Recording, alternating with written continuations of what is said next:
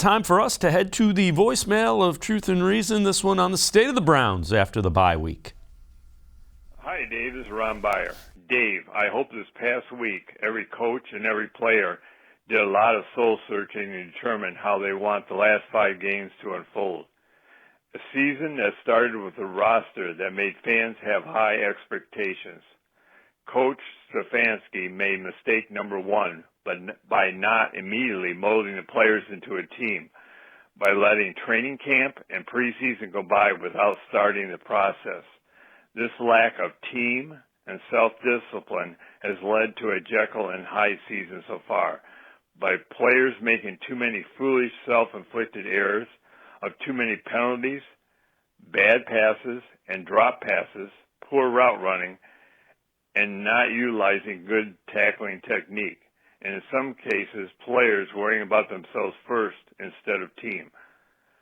But because of Baltimore and Cincinnati losing, the Browns as a team have 5 games to justify this season with pride or finish it with failure. Self-discipline and desire is up to them. We all will be watching. And Dan Lobby, some of the penalties are not really coaching.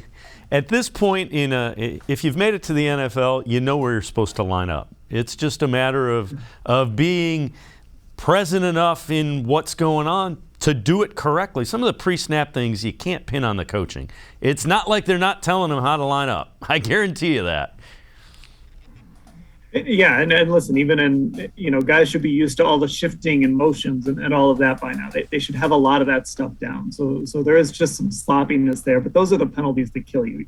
You're going to get holding penalties. You're going to get pass interference penalties. You're going to have things like that happen. Some of them might be questionable. Some of them might be legitimate. But those, some guys call them combat penalties. You're going to get those types of things sometimes, and you have to deal with it. But the pre-snap stuff, the substitution stuff, those are the things that have to get cleaned up. And some of it's on coaching, but you're right.